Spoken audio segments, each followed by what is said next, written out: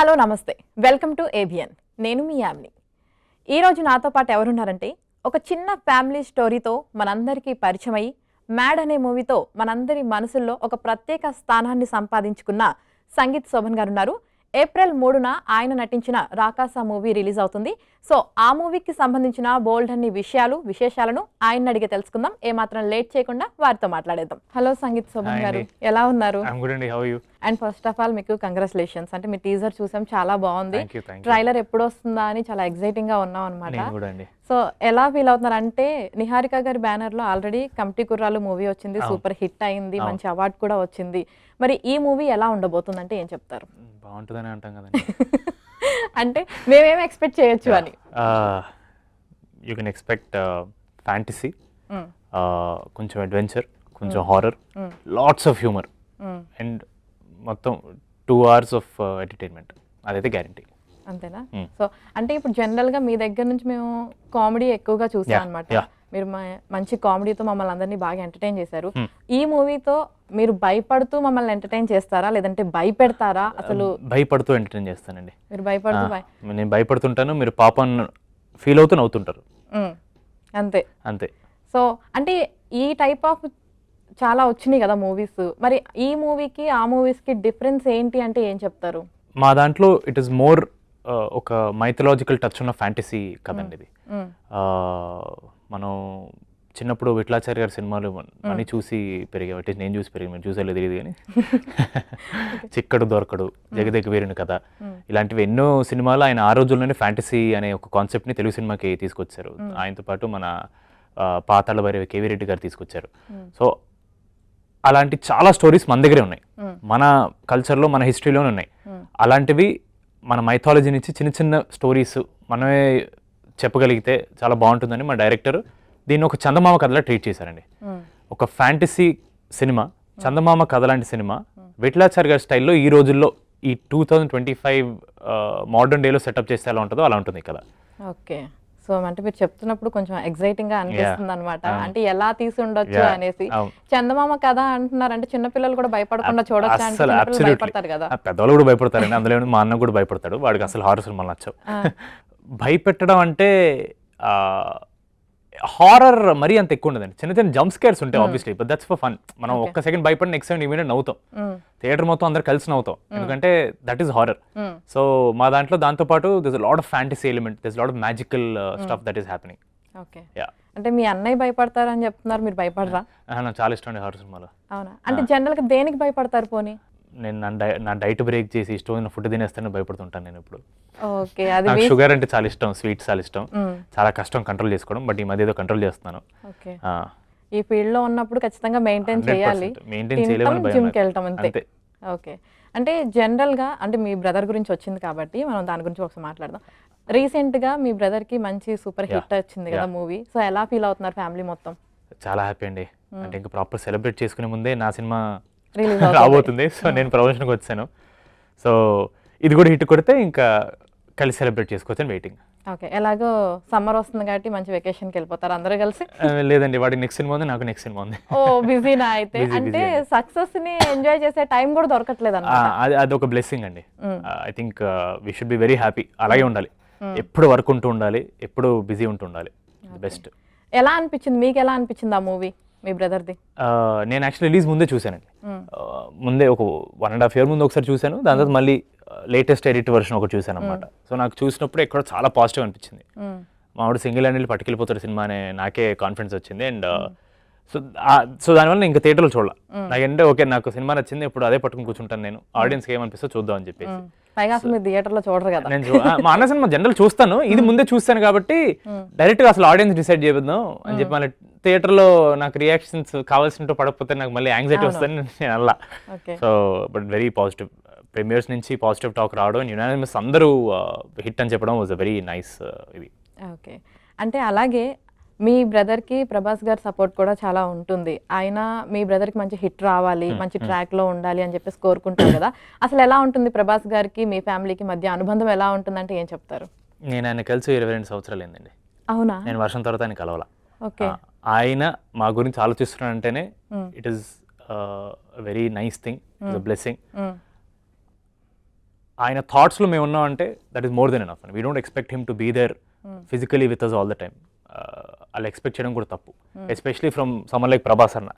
ఆయన పక్కన ఉండాలనే ఇండియా మొత్తం అనుకుంటారు. సో అలాంటిది ఆయన థాట్స్ మాతో ఉన్నాయి. In spirit he's with us అంటే we very happy and he's also in spirit. ఎందుకని కలవలేదు?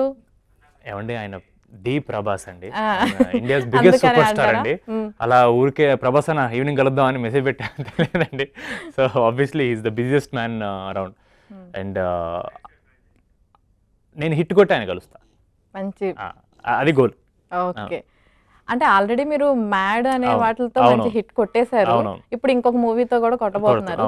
సో హిట్ గురించి మాట్లాడుతున్నాం కాబట్టి, అంటే మీకు ఒక చిన్న ఫ్యామిలీ స్టోరీ మంచి సక్సెస్, అలాగే మ్యాడ్ 1, 2 కూడా మంచి సక్సెస్ అయింది.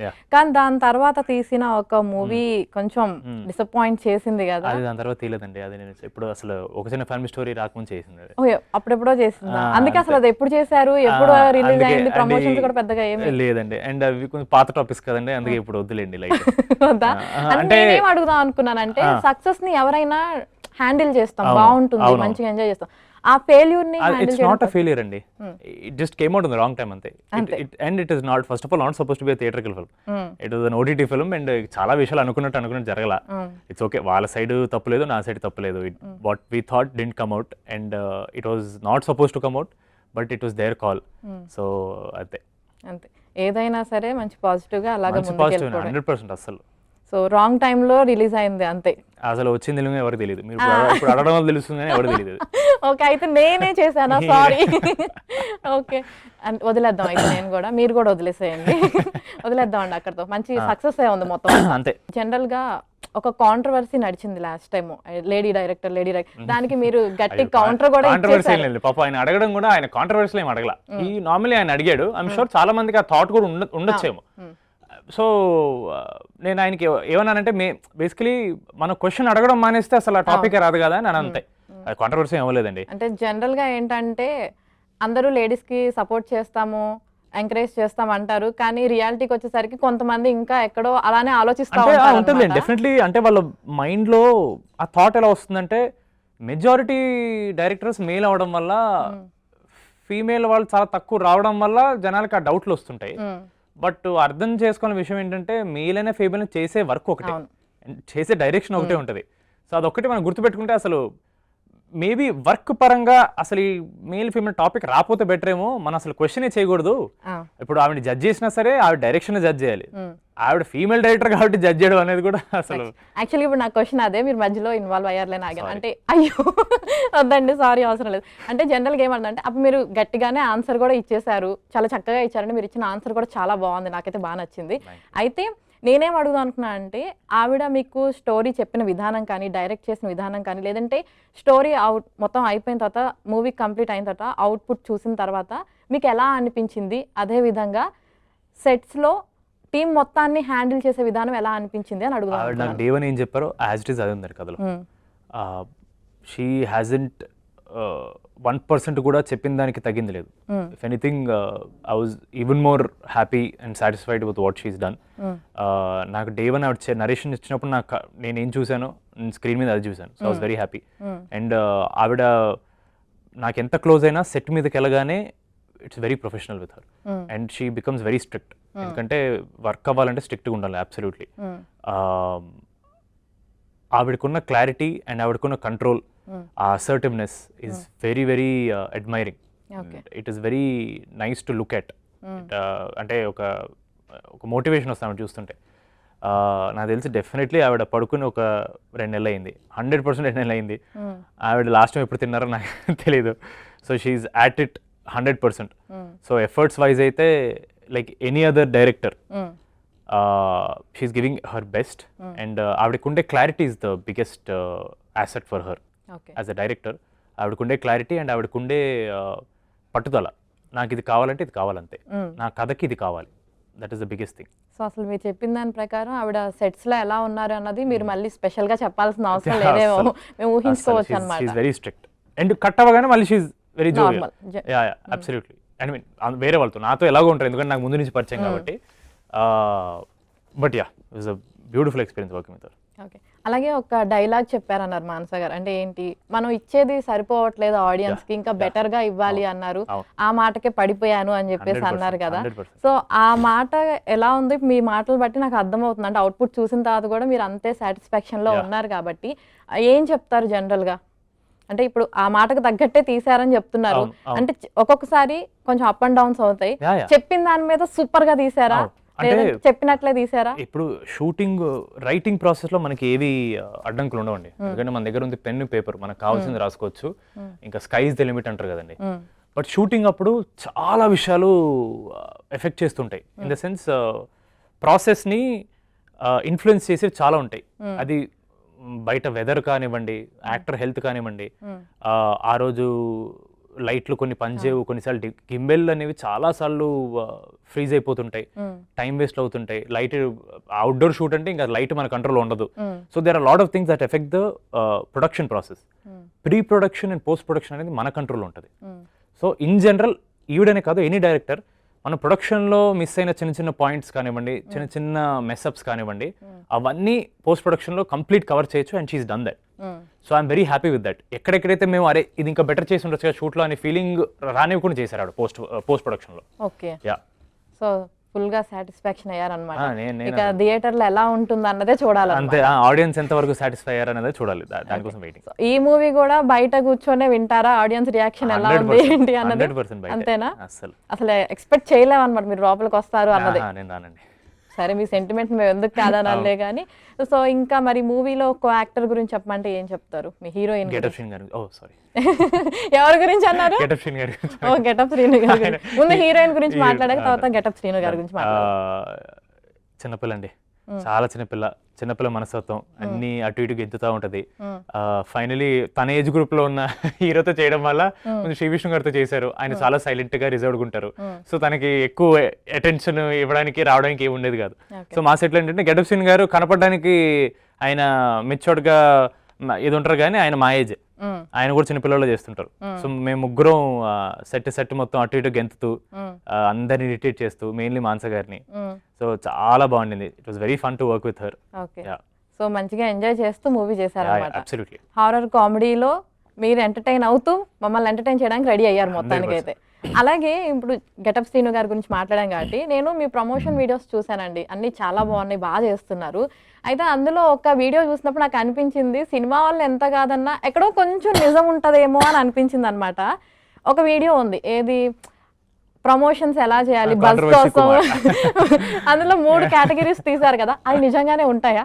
అలా ఎప్పుడైనా చేశారా? మీకు తెలీదా? అంటే మాకు తెలిసినా తెలియదు, మీ నుంచి చెప్తే నాకు కొంచెం. నాకు తెలియదండి. మీకు తెలీదు? అయితే స్క్రిప్ట్ నాకు ఇచ్చారు, స్క్రిప్ట్ నేను చేశాను అంతే. అంతేనా? అంతే. అంటే మీరు చేశారని నేను అనట్లా, బట్ ఎవరైనా చేయటం చూడటం అలా నేను చూడలేదండి. చూసినా చెప్పర్లేండి, తెలివిగా ఆన్సర్ ఇస్తున్నా. మరి మీరు తెలుగు అడగట్లేదా? ఓకే. సో అదే చూసినప్పుడు అనిపిస్తున్నమాట ఎక్కడో ఇది కూడా కొంచెం రియాలిటీ అండి, satire on what ever realities. అప్పుడు అది రియాలిటీ ఏంటనేది చూసేవాళ్ళు బట్టి ఉంటుంది అంతే.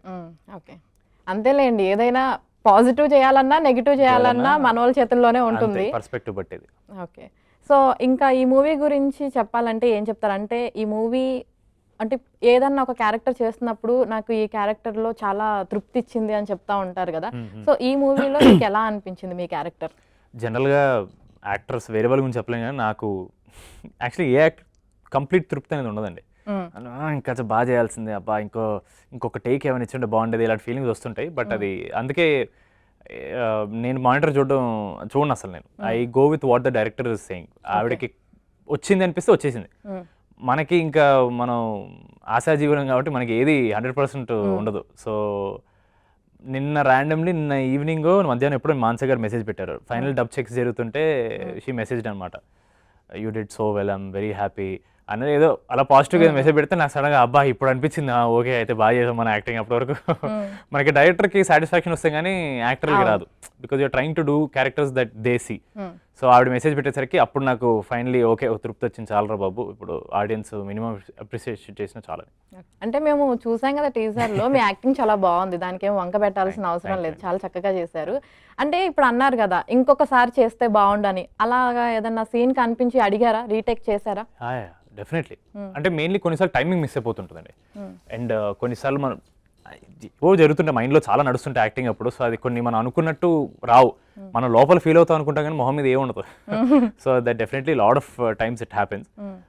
What ever we could redo, like immediate take one more we did. Okay, అంటే ఏది ఎక్కువ కష్టంగా అనిపించింది? భయపడ్డామండి, భయపడతావా? చాలా కష్టం. ఎన్ని టెక్స్ తీసుకున్నారా ఫస్ట్ 2 భయపడటం? days అయితే చాలా టైం పట్టేసిందండి, ఎందుకంటే అది కరెక్ట్ మీటర్ దొరకట్లా. అంటే రియలిస్టిక్ ఉండాలి బట్ నవ్వు కూడా రావాలి. అవును. సో నమ్మేలా ఉండాలి, నవ్వు రావడం అనేది చాలా కష్టం. లేకపోతే మరీ సిల్లిగా అయిపోద్ది భయపడడం అనేది. So we had to be very careful, ఎందుకంటే మనకి ఒక ఫ్యాంటసీ కథ రాసుకున్నప్పుడు స్టేక్స్ అనేవి చాలా ఇంపార్టెంట్. ఒక కథలో సీరియస్నెస్, స్టేక్స్ అనేవి లేకపోతే పడిపోద్ది సినిమా. సో ఇన్ దట్ వే చాలా మ్యాక్సిమం కవర్ చేసాం మేము. భయపడ్డం ఎంత రియలిస్టిక్గా ఉంటే అంత రియలిస్టిక్ ట్రై చేసాం with lot of humour. So అదొక్కటి భయపడ్డం నాకు ఈ సినిమా చేసిన అర్థం ఎంత కష్టం. భయపడడం చాలా కష్టం అండి బాబు. ఏది ఎక్కువ కష్టం? భయపడటమే కష్టం. భయపడడమే కష్టం అండి, అంతేనా? అంతే. అసలు ఏడవడం, కోపం తెచ్చుకోవడం, నవ్వడం, నవ్వించడం చాలా ఈజీ, భయపడడం చాలా కష్టం. ఓకే, లవ్ స్టోరీస్, రొమాన్స్ అవి కూడా ఈజీ? అవి మనకి సీన్ మీద క్లారిటీ, డైరెక్టర్ మీద నమ్మకం ఉంటే అవి ఈజీగా వచ్చేస్తాయి, అది ప్రాబ్లం కాదు.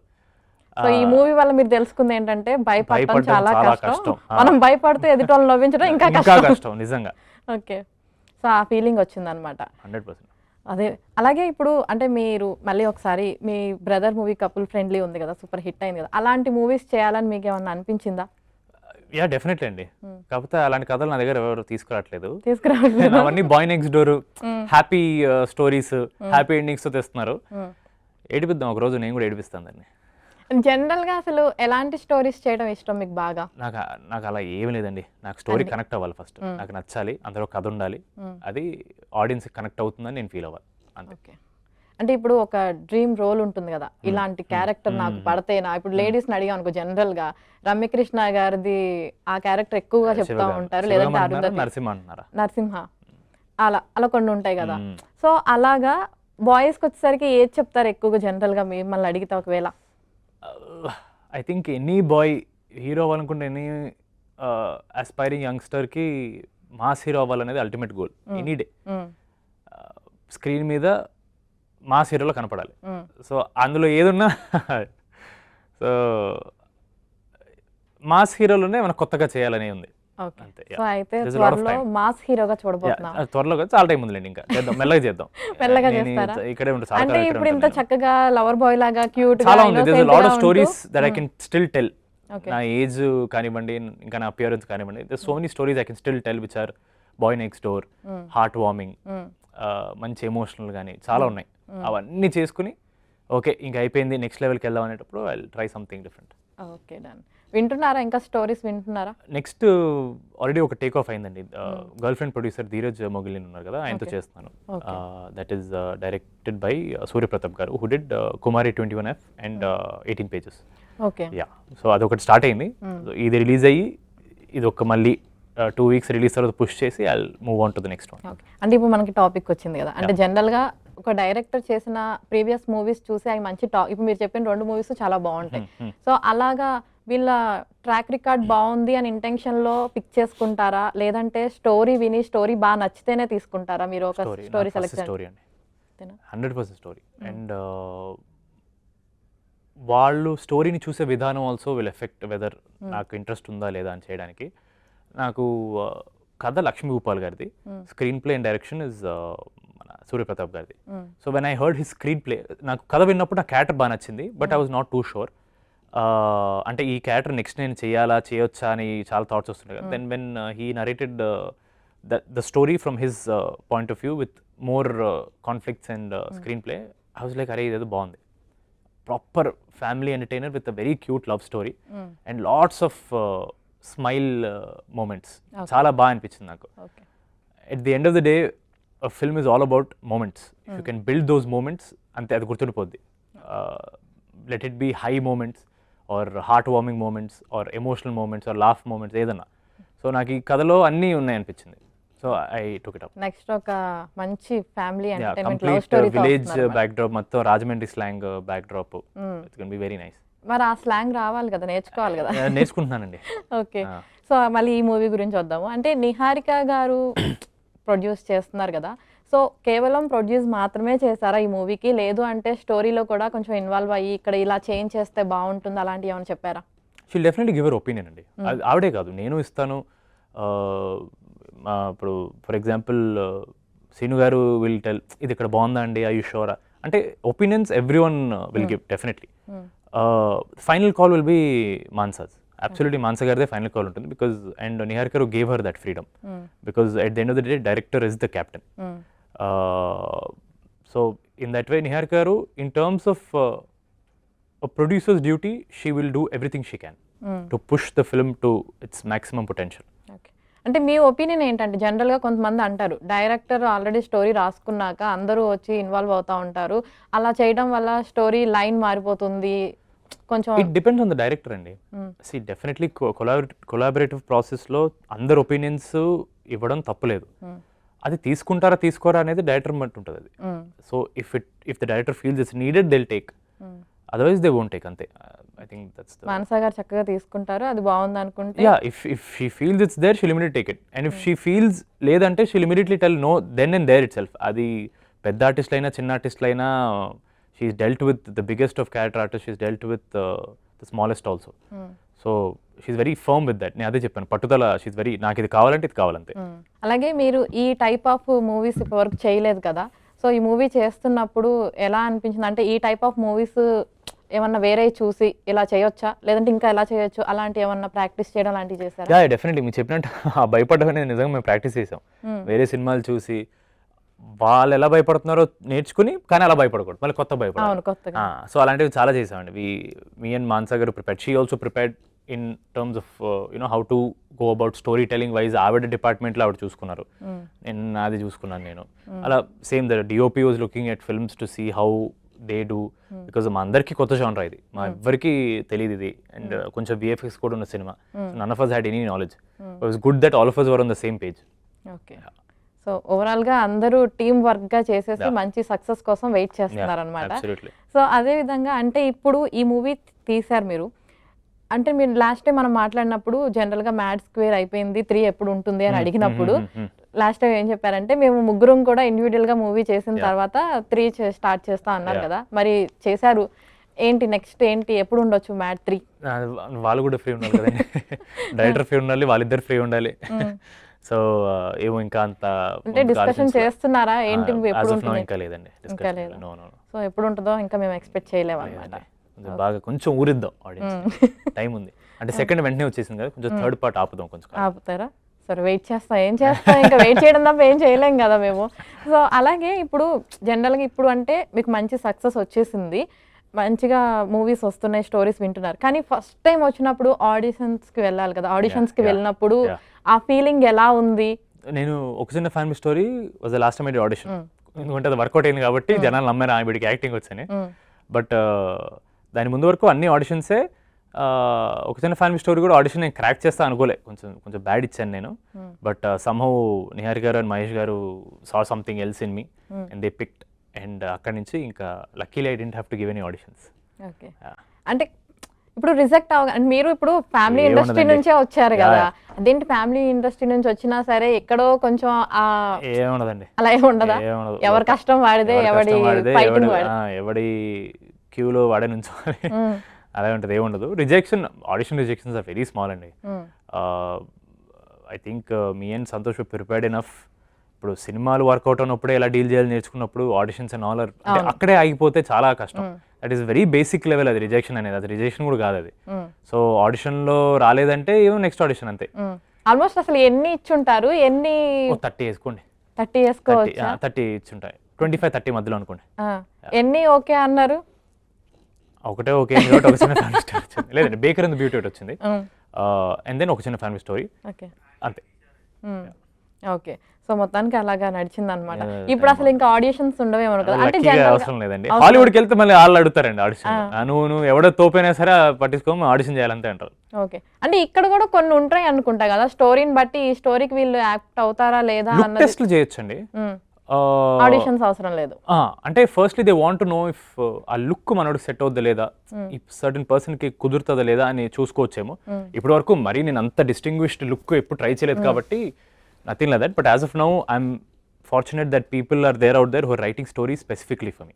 Okay, సో ఫైనల్గా అయితే ఆడిషన్స్ అనే ఒక స్టేజ్ నుంచి తప్పించుకొని ప్రశాంతంగా పిల్లలకు గనక ఎగ్జామ్స్ అయిపోయి హాలిడేస్ రాగానే నిజంగా అమ్మ బాబు. అయిపోయిందిరా బాబు అన్నట్లుగా నాకు ఆడిషన్స్ ఎప్పుడు అయిపోయినాయో నాకు డిగ్రీ ఫైనల్ ఎగ్జామ్ అయిపోయిన రోజు ఆ ఫీలింగ్ ఏది వచ్చిందో నాకు ఆడిషన్స్ తర్వాత అది వచ్చింది. ఇంక ఇచ్చే పని లేదు, ఇచ్చే పని లేదురా ప్రశాంతంగా బాబు, చేసుకోవచ్చు ఈ స్టోరీస్. ఎగ్జామ్ పని లేదు అనిపించింది నాకు. బట్ ఇంకా లేదులేండి, ప్రతి సినిమా రిలీజ్ ముందు ఆ టెన్షన్ ఉంటుందిలేండి. అది ఉంటుంది అది obviously డెఫినెట్లీ, ఉంటుంది. ఎందుకంటే Yeah. రిజల్ట్ వచ్చే ముందు ఎలా ఉంటుందో అలానే ఉంటుంది, మన కష్టానికి ఫలితం దక్కుతుందా లేదా అన్నది. సో ఫైనల్గా ఏం చెప్తారు ఈ మూవీకి? ప్రేక్షకులు వచ్చి చూడాలి అంటే ఏం చెప్తారు? థియేటర్కి వచ్చి చూడాలంటే, ఎందుకంటే జనరల్గా థియేటర్కి వచ్చి ఎవరు అంతగా అంటే పెద్ద పెద్ద సినిమాలు అయ్యి లేదంటే ఏదైనా పెద్ద ఫెస్టివల్ ఉంటే ఇలా వస్తున్నారు కదా. సో ఈ మూవీకి థియేటర్కి వచ్చి చూడాలంటే ఏం చెప్తారు? మా ట్రైలరు, మా టీజరు, మా పాటలు మీకు నచ్చినట్లయితే 100% థియేటర్కి రండి. మీరు డిసప్పాయింట్ అయితే ఎవరు.